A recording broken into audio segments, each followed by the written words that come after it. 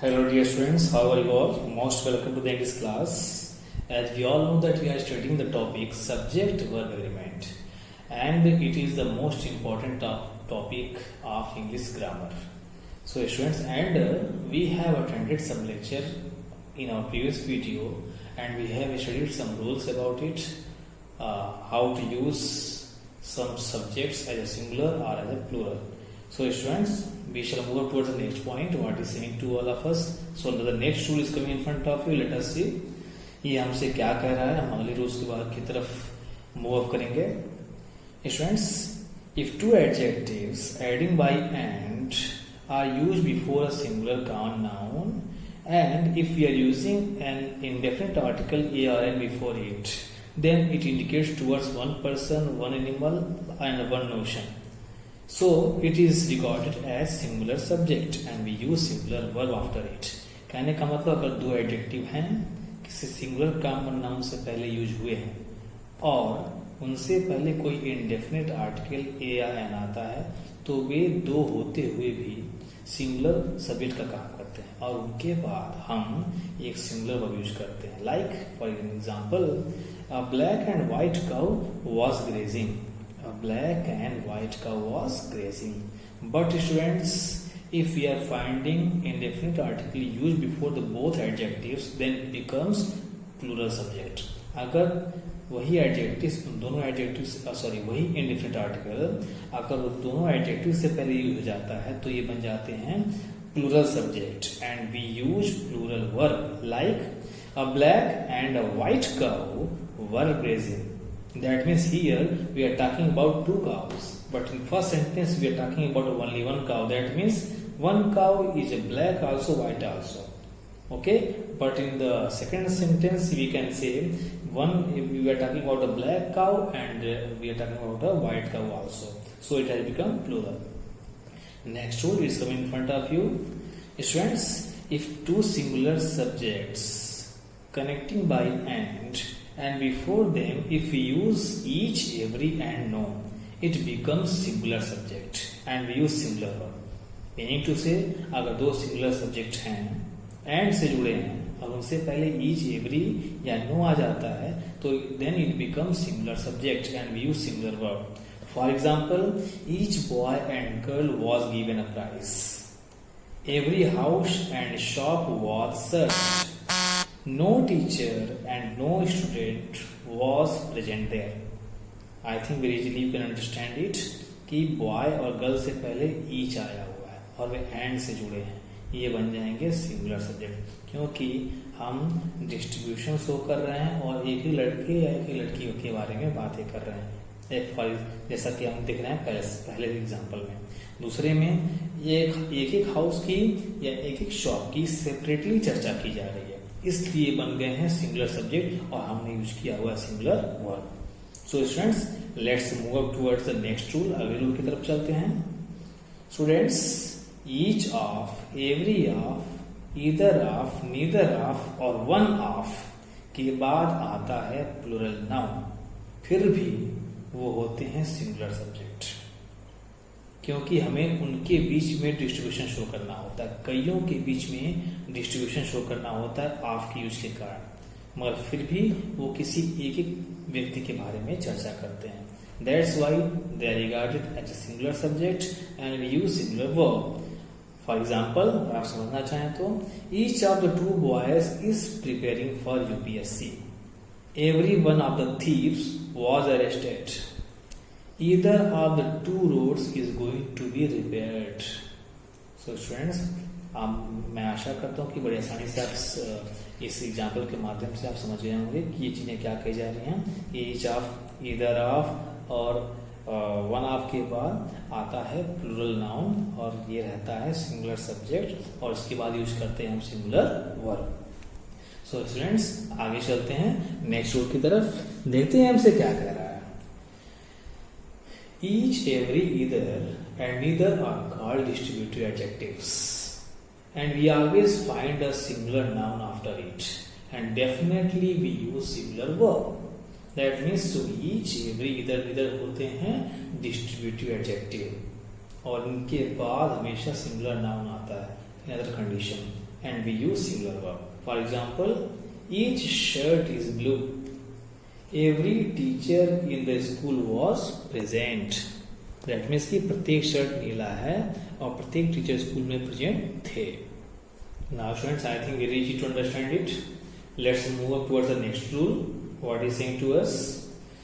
If two singular subjects are joined by either or, neither nor, or only or and or. That means कि अगर दो singular subjects either are, neither nor या केवल are या not से add हो तो उनके साथ singular verb यूज करते हैं. कैसे यूज करते हैं? Let us see. Either you or your brother has done it. Either you or your brother has done it. That means we are talking about only one person. या तो तुमने या तो तुम्हारे भाई ने किया हुआ है. हम किसी एक की तरफ इशारा कर रहे हैं. Neither he nor his brother is responsible for this. ना तो वह ना तो उसका भाई इसके लिए जिम्मेदार है. Next example, neither food nor water was given. ना तो फूड ही दिया गया ना तो वाटर दिया गया. That means हम सेपरेटली चर्चा कर रहे हैं because these are called distributive adjective. That's why we use singular verb. Next rule, let us see. Students, हम आगे रूल्स की तरफ चलते हैं. हमसे क्या कहेंगे? स्टूडेंट्स, इन्हें हमें लर्न करना बहुत इंपॉर्टेंट है और इन्हें बार बार स्टडी करना याद रखने के लिए बहुत जरूरी होता है. So let us see what is the next rule saying to us. If either or, neither nor, or nor, these are connecting the subject of different numbers. अगर ये either or, neither nor, or या not different number के सब्जेक्ट के साथ add होते हैं तो सेंटेंस में सबसे पहले सिंगुलर नंबर वाला सब्जेक्ट होता है और बाद में आता है प्लूरल नंबर का सब्जेक्ट और हम प्लूरल वर्ब ही यूज करते हैं. Students, I would like to repeat. If either or, neither nor, or nor are having different subjects of different number, we use singular number subjects at the beginning and at the end we use the subject of plural number. That means कि पहले आएगा singular number का subject और बाद में आता है plural number का subject, लेकिन verb होता है plural he. For example, he or his brothers are to blame. Neither the headmaster nor his teachers are present. Either this boy or his friends have done it. That is पहला कि या he or his brothers are to blame, या तो वो या तो उसके भाई सब ब्लेम कर सकते हैं. That means कि अब यहाँ पर हमारे साथ कंडीशनल है कि ये बन जा रहे हैं प्लूरल सब्जेक्ट्स, मतलब कई लोगों की तरफ इशारा कर रहे हैं. बिकॉज क्योंकि जो लेटरल जो यूज हुआ है सब्जेक्ट उसके नाते ये सब्जेक्ट बन जा रहा है plural and that's why we have used plural verbs. So students, let's move up to the next rule. I hope that आप इसे समझ गए होंगे. If or and nor or containing the subject of different person, that means कि यदि are और nor से जुटे हुए जो सब्जेक्ट्स होते हैं वो डिफरेंट पर्सन के हों तो वर्ब अपनी नियरेस्ट पर्सन के अनुसार रखा जाएगा. कैसे? Let us see. For example, you and और he is to be blamed for this. That means students, here in this sentence हम यू और ही को पाते हैं जो डिफरेंट पर्सन के हैं और यहाँ पर इज लगाया गया ही के हिसाब से. दैट मीन्स हमने आपसे पहले कहा जो इस रूल्स में है कि जो वर्ब होगा अपने नियरेस्ट पर्सन वाले सब्जेक्ट के हिसाब से रखा जाएगा. जो सबसे नियरेस्ट है वो ही है, इज के पास, सो हमने इज रखा हुआ है. यू और he is to be blamed for this. Either you or I am in the wrong, या तो आप गलत हो या तो मैं गलत हूं. दैट मीन्स आप देख सकते हैं कि लास्ट में आया हुआ है आई तो हमने एम यूज किया हुआ है. Next example, neither you nor he is guilty. ना तो तुम गिल्टी हो ना तो वो गिल्टी है. सो स्टूडेंट्स, हमने देखा कि जो वर्ब हो रहा है और आर नॉट से ऐड है आपस में और वो डिफरेंट पर्सन के हैं. First person, second person, third person. First person I we, second person you and third person he she it they and now. So क्या होता है अपने नियरेस्ट पर्सन के हिसाब से रखा जाता है. Student, the most important rule that I am going to tell you for learning, अगर आपको ये जानना हो तो एक इंपॉर्टेंट रूल है टू बी नोटेड डाउन.